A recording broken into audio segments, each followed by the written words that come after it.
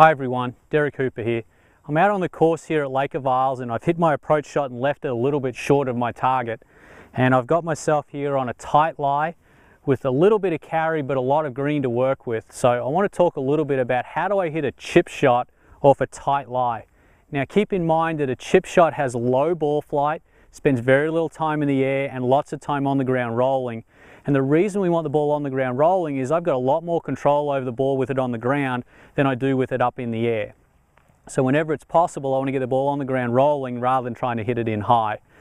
So when I have a look at this shot here, the first thing I notice that it is a tight lie.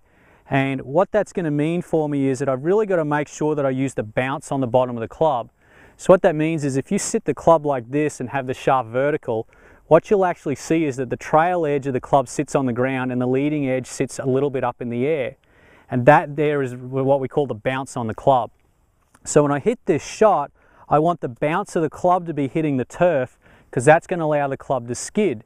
If I get too much shaft lean on this shot, I'm going to lose the bounce. The leading edge is going to dig into the turf too much and I'm going to hit that great little chunk shot that we've all hit on occasions where the ball's going to come up short of the green and then I'm going to have to chip again. So I really want to make sure that I utilize the bounce on the club. I'm going to land the ball on the green and then let it roll up to the hole. The other thing I want to be aware of here is this green actually breaks a little bit from left to right up near the hole, and I've got to make sure that I take that into account before I hit the shot. The last thing I want to do is go through the trouble of hitting what is a great golf shot and then I've got it on the wrong line and it finishes too far away from the hole. So to run through that, I'm going to set up with the ball pretty much in the middle of my stance, hands down the grip, weight a little on the left side. I'm going to show you from face on, and I'm not going to have too much shaft lean. I only want a very small amount of shaft lean, so I'm utilizing the bounce on the golf club.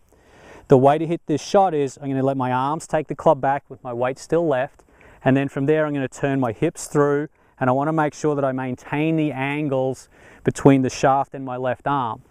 The reason I want to do that is that I'm trying to maintain the loft on the club.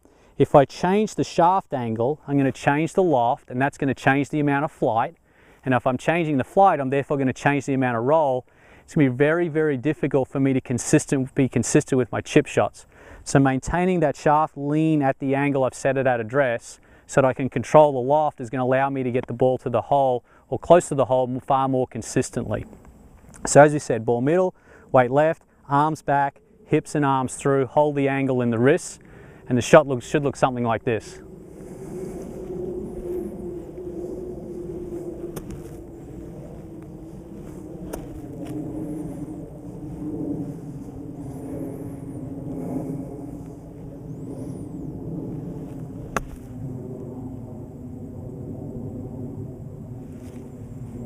Not too bad. Hopefully I can knock that putt in and I can save my par.